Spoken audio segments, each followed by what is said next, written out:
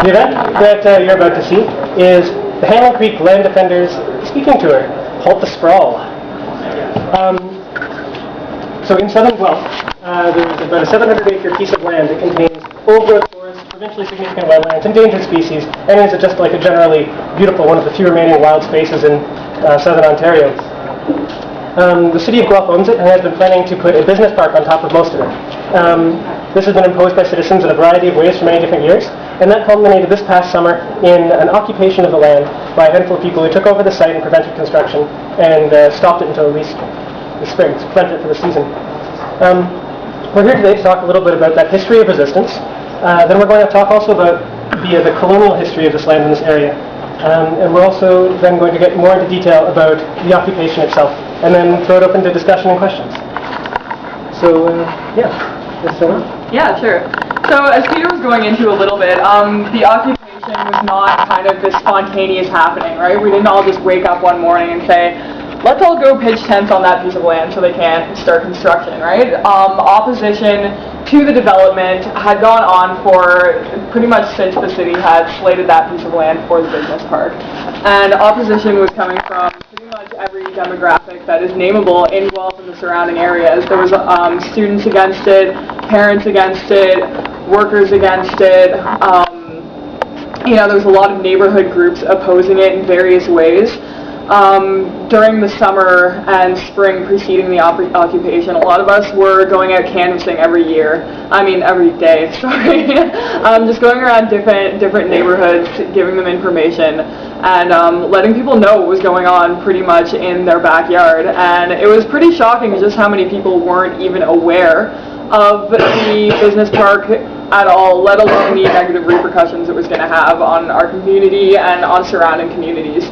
So the occupation was, as Peter said, basically a culmination of a number of different forms of opposition. We met pretty much every day for, how long would you say it was before we actually went out there? About a month. Yeah, about a month. So extensive planning went into it, right?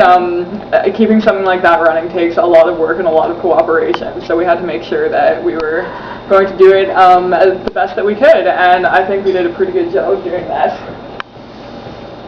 Is there anything else I should include? I can go through the slides quickly. Yeah. So there's also more detail about all of this, and we have a huge pile of lit here that goes into a lot of detail, especially the limit scene. Can people see me? I can stand. Sorry. I like standing. It goes into a lot of detail about all the different facts and figures of this beautiful piece of land and what the city wants to do with it. This is the slide that the city's advertising it as the natural place for business, which is ironic, I guess. So this is a layout of what they want to do with the land. You can't see it too clearly now, but they have a couple of, they're basically planning on saving tiny little parcels of land and then surrounding it in concrete and saying that that's a green development when anything surrounded by concrete is going to be suffocated, and even the forest that they're saving, once it's surrounded by concrete, it won't be able to drain, right? So that's going to, we had arborists come and tour the area and say these trees are going to be in the swamp if this goes up, and they'll just die out, even the ones that are safe. So they basically want some token wildlife. So there's another example of you can see everything that's red right now is green. So they're calling this an ecological development, but they're turning all of this green into concrete. And on that there's beautiful old trees, homes to endangered species, homes to herons, which I feel are a very sacred animal. And then this here just shows the watershed areas in the city of Guelph, because we're really trying to look at how this will affect everyone in not only the Hanlon Creek watershed, but the Grand River watershed, because the Hanlon Creek feeds into the Speed River, which then feeds into the Grand River.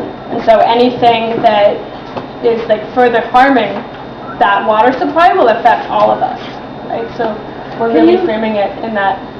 So can you point out the speed, and can you point out where the Hanlon Creek is on that map? Can I? Yeah. I don't think so. Oh, I can't. I actually haven't seen. That's all of Guelph, right? Hanlon Creek. So Floodwater. I can't read the words here. Okay. Sorry. Can I throw in some words about the brownfield? Yeah. In a minute. Maybe, yeah. So, this is here, this poster kind of marks the beginning of startup of Limits, which was a group that came before the occupation group and is completely separate from anything with the occupation. There's a couple of us that were in both groups, but it's important to realize that they're very separate groups. This is one of my favorite posters actually, but it was the beginning of Limits. There's like this huge, I think it was about a little over a year ago, this huge meeting of maybe 50 people packed into this room where we started all talking about what we can do with this beautiful piece of old forest to keep it as an old forest. So that's a poster for that. Here we are at a beautiful piece of land. This I'm pretty sure is land that would be cut down. I think this is a picture of that. Yeah. Yeah, it's one of the interesting things that Limits, which stands for Land is More Important Than Straw, organized around doing was getting people out to the site and just like doing nature walks. Like which hike was this? Was that the campout weekend? Well, we did nature walks almost every weekend. Yeah. And so it's one of those. Like we had Limits organized nature walks almost every weekend. I said that. And the winter was really, really beautiful too. And then we had a camp out in May. We had Family Fun Day on the solstice. And the camp out and the Family Fun Day each brought out, the camp out brought out I think around 100 people.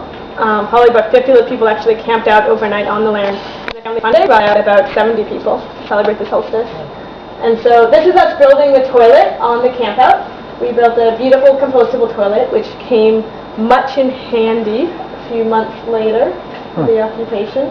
So this is in May. There's our toilet seat. Yeah. There's a shovel, a pole, digging. I think I was planting trees. Is this planting trees now? Yeah. And that's learning how to climb. Yeah, this is at the camp out weekend. We had a lot of really fun activities, and one of them was, I don't know if you can see it, but we had a huge harness, actually, to climb up big trees. Yeah. And so, so this is the Family Fun Day that I talked about, the poster that was made for that. The poster that before that was for another information session about the Hanlon Creek Business Park. That's something Limits did, aside from, there was meetings every single week. Limits did walks out there almost every week. We had information nights all the time, which had between 50 to 70 people come to the information nights.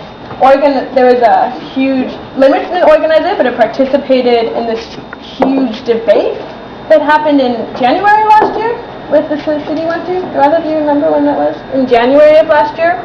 And that, I think, brought about 200 people, where we actually had city councilors and people that are against the business park to debate about that. Here we are walking. This was like a picture from So that's what security doing. Yeah. Security guard, I'll talk more about that later. He was actually quite nice. Odd. There's another picture from the application that we put a lot of places. I think it's in some of our lit. I'll talk more about these two once we get there. So I can talk more about maybe the occupation stuff when we get to the occupation stuff. This is one of our beautiful notices in the court. Do you want to do the lawsuit? Totally. I think this development that Z wants to put here is a pretty typical example of this kind of newish trend that's been surfacing with developments in North America that is, as kind of our numbers multiply exponentially and the population continues to increase and increase, there's been a lot of trend of people kind of infringing developments upon land that shouldn't really be developed, right? Like leveling mountainous areas, trying to fill and build on top of a wetland, which is completely impractical, building on top of karst caverns. And a really viable alternative to this kind of extra unsustainable development is to do things like clean up industrial brownfields or kind of refurbish pieces of land that are already in urban areas which have been contaminated, abandoned, or otherwise made derelict, And basically why Guelph doesn't want to do that is they're saying that it just costs too much money. Meanwhile, they're spending